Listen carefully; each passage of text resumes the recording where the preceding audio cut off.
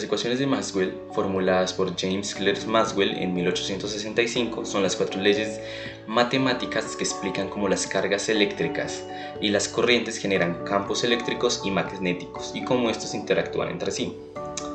En su forma integral y diferencial abarcan la ley de Gauss para el campo eléctrico y la ley de la introducción de Faraday y la de Ampère-Maxwell. Esas ecuaciones no solo revelaron que la luz es una onda electromagnética, sino que también cimentaron la base de los avances tecnológicos como la radio, las telecomunicaciones, los motores eléctricos y además prepara el cambio para la teoría de relatividad y física cuántica.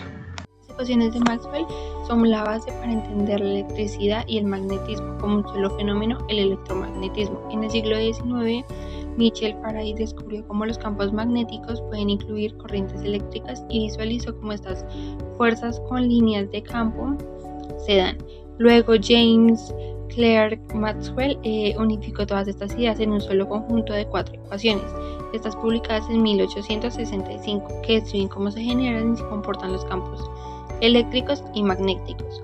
Y finalmente Heinrich Hertz comprobó experimentalmente que estas ecuaciones predecían ondas electromagnéticas, las mismas que se usan para formar la luz.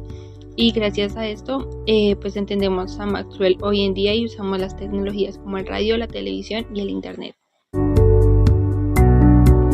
Fundamentos matemáticos. Las ecuaciones de Maxwell se expresan utilizando herramientas del cálculo vectorial y diferencial.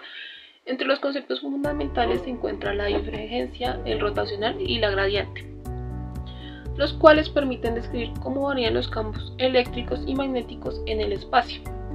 Además, los teoremas de Gauss y Stokes vinculan de forma diferencial e integral las ecuaciones. Estos fundamentos permiten modelar la interacción entre cargas corrientes y campos en medios continuos y función del tiempo.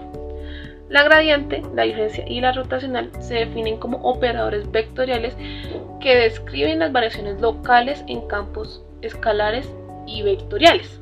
Asimismo, el teorema de Gauss relaciona el flujo de un campo vectorial a través de una superficie cerrada con la divergencia del campo en el volumen encerrado. Los teoremas de Stokes establecen que la integral de la línea de un campo vectorial alrededor de una curva cerrada es igual a la integral de su superficie rotacional sobre la superficie limitada por la curva. Y las derivadas parciales son aquellas que se utilizan para descubrir cambios en los campos respecto al tiempo o al espacio.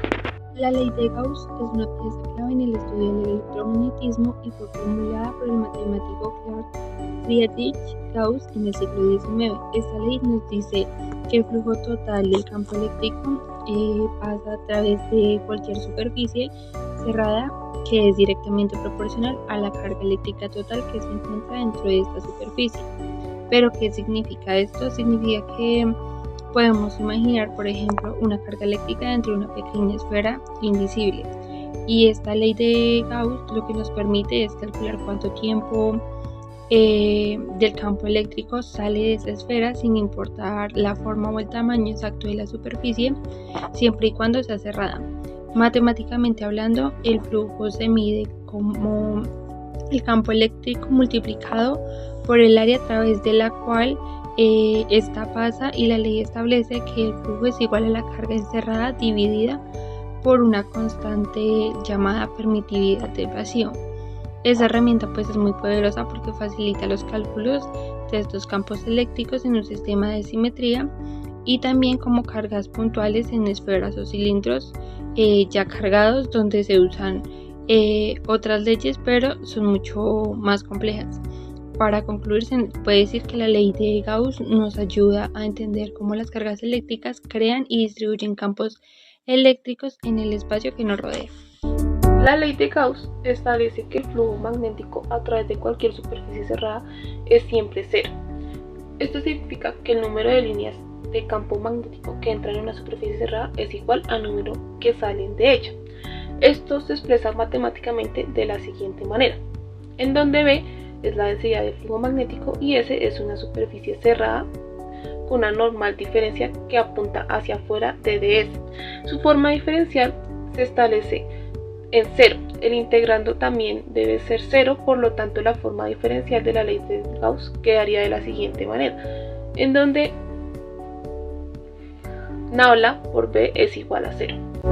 La ley de Faraday nos muestra cómo un campo magnético variable en el tiempo genera un campo eléctrico. Matemáticamente nos dice que la circulación de E alrededor de un lazo es igual o negativo en la tasa de cambio magnético que tiene pues, este flujo en el lazo. En términos prácticos, si introducimos un imán dentro de una bobina o variamos la intensidad de un campo magnético, obtendremos un voltaje que se opone al movimiento de los electrones. Este principio básico de los generadores eléctricos y transformadores, así Faraday convirtió la observación de la inducción de la ley cuántica fundamental para toda la ingeniería eléctrica. La ley de Ampère-Maxwell relaciona el campo magnético con la corriente eléctrica y la variación temporal del campo eléctrico.